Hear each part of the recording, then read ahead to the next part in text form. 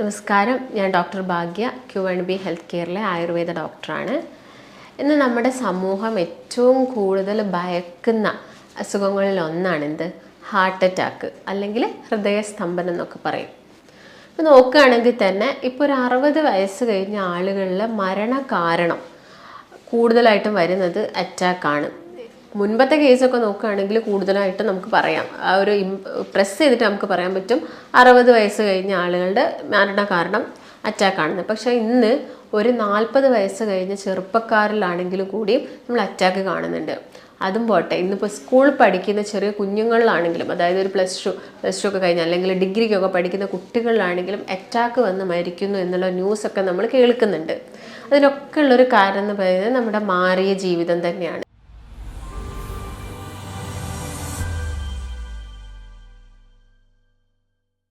ഒരുപാടായിട്ട് നമ്മൾ എന്ത് ചെയ്യുന്നുണ്ട്, ഇപ്പം പുറത്തുള്ള ഭക്ഷണത്തിന് അല്ലെങ്കിൽ ഫാസ്റ്റ് ഫുഡിനൊക്കെ നമ്മൾ ഡിപ്പെൻഡ് ചെയ്യുന്നുണ്ട്. ഇങ്ങനെ നിങ്ങൾ ഡിപ്പെൻഡ് ചെയ്ത് ജീവിക്കുന്നുണ്ടെങ്കിൽ നിങ്ങൾ നിങ്ങളെ ബോഡിക്ക് വേണ്ടത്ര ഒരു വ്യായാമമോ കാര്യങ്ങളോ ഒന്നും കൊടുക്കുന്നില്ല. എപ്പോഴും നമ്മുടെ ജോലി ടൈപ്പ് നോക്കുകയാണെങ്കിലും ഒക്കെ ഒരു സെഡൻറ്ററി ആയിട്ടുള്ളൊരു ലൈഫ് സ്റ്റൈലാണ് നമ്മളെല്ലാവരും ഫോളോ ചെയ്ത് പോകുന്നത്. ഇതുകൊണ്ടൊക്കെ തന്നെയാണ് അറ്റാക്ക് നമ്മുടെ ഈ ഒരു സമൂഹത്തിൽ കൂടി വരാനുള്ളൊരു പ്രധാനപ്പെട്ട കാരണം. ഇപ്പം നോക്കുകയാണെങ്കിൽ എന്തുകൊണ്ടാണ് അറ്റാക്ക് വന്നിട്ട് ആളുകൾ മരിക്കുന്നത്, അല്ലെങ്കിൽ നമുക്ക് എന്തുകൊണ്ട് അവരെ രക്ഷപ്പെടുത്താൻ പറ്റുന്നില്ല? അതിനുള്ളൊരു മെയിൻ റീസൺ നമുക്ക് മനസ്സിലാവാതെ പോകുന്നതാണ്.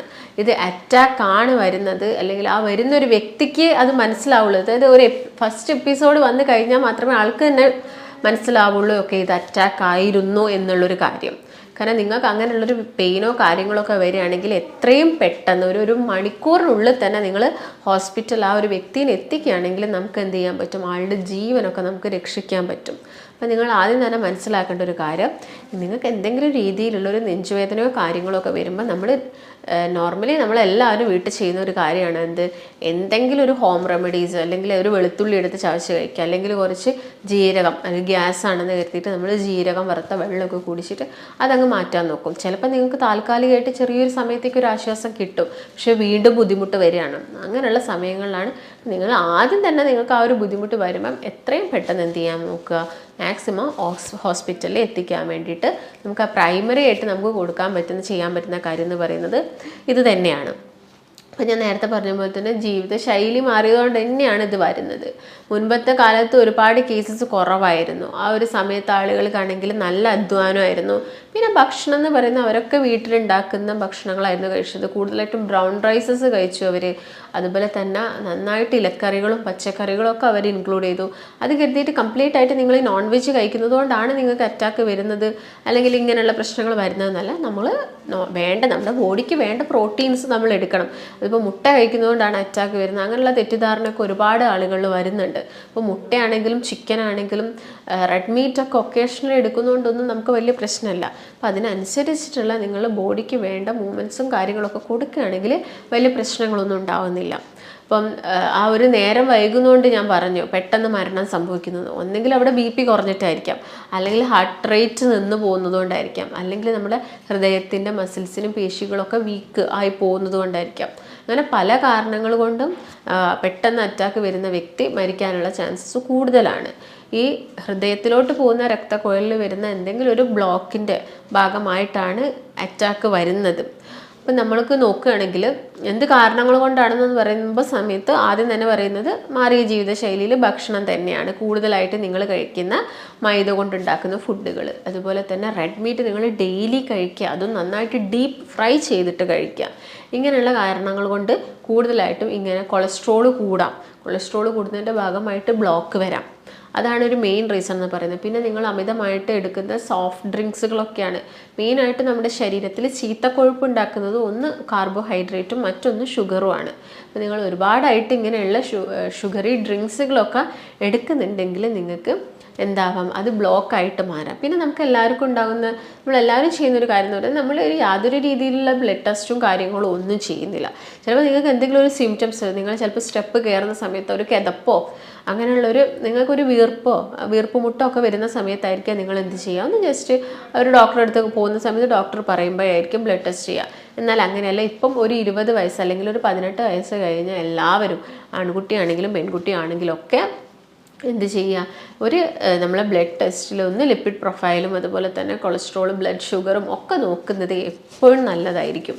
അതുപോലെ തന്നെ ഒരു 30 വയസ്സ് കഴിഞ്ഞാൽ നിങ്ങൾ ജസ്റ്റ് ഒന്ന് LFT കാര്യങ്ങൾ നോക്കുക. അതുപോലെ തന്നെ KFT നമ്മുടെ കിഡ്നിയുടെ ഫങ്ഷൻ ടെസ്റ്റൊക്കെ ചെയ്തിട്ട് വലിയ പ്രശ്നങ്ങളൊന്നും ഇല്ല എന്നൊക്കെ ഉറപ്പ് വരുത്തുന്നത് എപ്പോഴും നല്ലതാണ്. അപ്പം അതൊരു 6 മന്ത് കൂടുന്ന സമയത്ത് അല്ലെങ്കിൽ വർഷത്തിൽ ഒരിക്കലും ഒരു തവണ നമ്മൾ ബോഡി സ്കാൻ ചെയ്തിട്ട് എന്തെങ്കിലും വേറെ ബുദ്ധിമുട്ടുകളുണ്ടോ എന്നൊക്കെ നോക്കുന്നതൊക്കെ എന്താണ് നല്ലതായിട്ടുള്ള കാര്യങ്ങളാണ്. പിന്നെ സ്ത്രീകളുടെ കേസ് നോക്കുകയാണെങ്കിൽ അവർക്ക് ആർത്തവം നിന്ന് കഴിഞ്ഞാൽ അറ്റാക്ക് വരാനുള്ള ചാൻസസ് അല്ലെങ്കിൽ കൊളസ്ട്രോൾ കൂടാനുള്ള ചാൻസസ് ഒക്കെ കൂടുതലാണ്. അപ്പം അങ്ങനെയുള്ള ആളുകളും എന്ത് ചെയ്യുക, ശ്രദ്ധിക്കുക. അപ്പം ആർത്തവം കഴിഞ്ഞാലല്ല, അതിന് മുൻപേയും ഒരുപാട് ഭക്ഷണത്തിലൊക്കെ ശ്രദ്ധ കൊടുക്കാതെ നന്നായിട്ട് ഇങ്ങനെയുള്ളതൊക്കെ കഴിക്കുന്ന ആളുകളാണെങ്കിലും നിങ്ങൾ ബ്ലഡ് ടെസ്റ്റൊക്കെ ചെയ്തിട്ട് പ്രശ്നങ്ങളൊന്നും ഇല്ല എന്ന് ഉറപ്പ് വരുത്തണം. അതുപോലെ തന്നെ ഈ ആൽക്കഹോളും സിഗരറ്റ് സ്മോക്കിങ്ങും ഉള്ള ആളുകളിലൊക്കെ ഇങ്ങനെയുള്ള ബ്ലോക്ക് പോലെയുള്ള പ്രശ്നങ്ങളൊക്കെ വരാനുള്ള ചാൻസസ് കൂടുതലാണ്. അപ്പോൾ ഒട്ടുമിക്ക ആളുകൾക്കും ഇങ്ങനെ അസുഖം വരുന്ന സമയത്ത് അവർക്ക് ഉണ്ടാകുന്നൊരു പ്രശ്നമാണ്, ഇത് ഗ്യാസ് മൂലമാണോ ഈ വേദന അല്ലെങ്കിൽ അറ്റാക്കിൻ്റെ സിംറ്റംസ് ആണോ കാണിക്കുന്നത്, നമുക്ക് എല്ലാവർക്കും ഡിഫറൻഷ്യേറ്റ് ചെയ്യാൻ ഭയങ്കര ബുദ്ധിമുട്ടാണ്. അപ്പോൾ നിങ്ങളിപ്പോൾ മുൻപ് എന്തെങ്കിലും ഒരു ഫുഡ് കഴിച്ചു, കപ്പയോ അല്ലെങ്കിൽ എന്തെങ്കിലും കിഴങ്ങ് വർഗ്ഗങ്ങൾ കഴിച്ച സമയത്ത് നിങ്ങൾക്കൊരു പെയിൻ വന്നു, ചെസ്റ്റിൻ്റെ മിഡിൽ ഭാഗത്തു നിന്നായിട്ടൊരു പെയിൻ വന്നു. പക്ഷേ നിങ്ങളതിപ്പം എന്തെങ്കിലും ഒരു ടിപ്പ് എടുത്ത് ഒരു ജീരകം കഴിച്ച സമയത്ത് നിങ്ങൾക്ക് കുറഞ്ഞു. പക്ഷെ അതുപോലെയല്ല ഈ തവണ നിങ്ങൾ ഒരു കപ്പ് എന്തെങ്കിലും കഴിച്ചിട്ടുണ്ടായിരിക്കാം. ആ ഒരു സമയത്ത് എന്തെങ്കിലും വ്യത്യസ്തമായിട്ട് കഴിക്കുന്ന സമയത്താണല്ലോ നമുക്ക് ഒരു ഗ്യാസിൻ്റെ പ്രശ്നങ്ങളൊക്കെ ഉണ്ടാവുന്നത്. അപ്പം അങ്ങനെ എന്തെങ്കിലും കഴിച്ചിട്ട് ഈ സമയത്ത് ആ ഒരു വേദനയ്ക്ക് മാറ്റങ്ങളുണ്ട്. അതായത് വേദന മുൻപ് വന്ന പോലെയല്ല വേദന ഉള്ളതെങ്കിൽ നിങ്ങൾ വീട്ടിലുള്ള ഹോം റെമഡീസ് ഒന്നും ചെയ്യാൻ നിൽക്കരുത്, പെട്ടെന്ന് തന്നെ ഒരു ഹോസ്പിറ്റലിൽ പോകുന്നതാണ് നല്ലത്. അതുപോലെ തന്നെ മുമ്പ് കഴിച്ച സമയത്ത് നിങ്ങൾക്ക് പ്രശ്നമൊന്നുമില്ല, പക്ഷേ ഈ കഴിച്ച സമയത്ത് നിങ്ങൾക്ക് പ്രശ്നം വന്നു, അപ്പോഴും നിങ്ങൾ ശ്രദ്ധിക്കണം. ഒരു ഡോക്ടറിൻ്റെ നിർദ്ദേശം നിങ്ങൾ തേടേണ്ടതാണ്. അതുപോലെ തന്നെ നിങ്ങൾക്ക് ഈ ഒരു അസ്വസ്ഥത ക്രമാതീതമായിട്ട് കൂടിക്കൊണ്ടിരിക്കുകയാണ്. അതായത് നിങ്ങൾക്ക് ഭയങ്കര ഒരു കിതപ്പ് അനുഭവപ്പെടുക, അല്ലെങ്കിൽ നിങ്ങൾക്ക് നടക്കാൻ പറ്റുന്നില്ല, സ്റ്റെപ്പ് കയറാൻ പറ്റുന്നില്ല, കുനിയാൻ പറ്റുന്നില്ല, ഇങ്ങനെയുള്ള ബുദ്ധിമുട്ടുകളൊക്കെ വരുന്നുണ്ടെങ്കിൽ നിങ്ങൾ ശ്രദ്ധിക്കുക. അതുപോലെ തന്നെ ഞാൻ പറഞ്ഞ ഈ ഒരു അസ്വസ്ഥത എന്ന് പറയുന്നത് ചിലപ്പോൾ ആളുകളിൽ കിതപ്പായിട്ടായിരിക്കും ഉണ്ടാകുന്നത്, അല്ലെങ്കിൽ നെഞ്ചിൻ്റെ ഒരു മധ്യഭാഗത്ത് നിന്ന് പെയിൻ വന്നിട്ട് ചിലപ്പം ആ ഒരു ലെഫ്റ്റ് സൈഡിലോട്ട് മാറിയിട്ട് ഒരു ഇടത് കൈയിലോട്ട് വേദന വരിക, അതുപോലെ തന്നെ താടിയെല്ലിലോട്ട് വേദന പോവുക, പുറകുവശത്തോട്ട് വേദന വരിക, ആൾ വല്ലാതെ എന്താവുക, ഡിസ്റ്റർബ്ഡ് ആവുക, ഒന്നും ചെയ്യാൻ പറ്റുന്നില്ല, ഒരു വൊമിറ്റിംഗ് ടെൻഡൻസി വരിക, കണ്ണിലോട്ടൊരു ഇരുട്ട് കയറുന്ന പോലെ അല്ലെങ്കിൽ തല കറങ്ങുന്ന പോലെ, ശരീരം വിയർക്കുക, അങ്ങനെയുള്ള വിറക്കിയ ശരീരം, ഇങ്ങനെയുള്ള ബുദ്ധിമുട്ടൊക്കെ വരികയാണെങ്കിൽ പെട്ടെന്ന് തന്നെ നമുക്ക് അവരെ ഹോസ്പിറ്റലിൽ എത്തിക്കുന്നതാണ് ഏറ്റവും നല്ലതെന്ന് പറയുന്നത്. കാരണം ഇതൊക്കെ അറ്റാക്കിൻ്റെ സിംറ്റംസ് കാണിക്കുന്നതാണ്.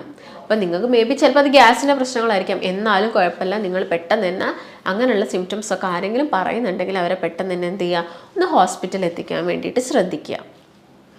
ഇങ്ങനെയുള്ള ആളുകളിൽ പെട്ടെന്നൊരു ഉൾഭയമാണ് അവർക്ക് ഉണ്ടാകുന്നത്, ഉള്ളിൽ നിന്ന് എന്തോ ഒരു പേടി, അല്ലെങ്കിൽ പെട്ടെന്നൊരു ശ്വാസം എടുക്കാനൊക്കെ ഉള്ള ബുദ്ധിമുട്ട്, ഇങ്ങനെയുള്ള പ്രശ്നങ്ങളാണ് അവർക്ക് കോമൺ ആയിട്ട് ഉണ്ടാകുന്നത്. അപ്പോൾ ഈ സമയത്ത് നിങ്ങൾ ഏറ്റവും നല്ലത് അവരെ ഒരു ഹോസ്പിറ്റലിൽ എത്തിക്കുന്നതാണ്.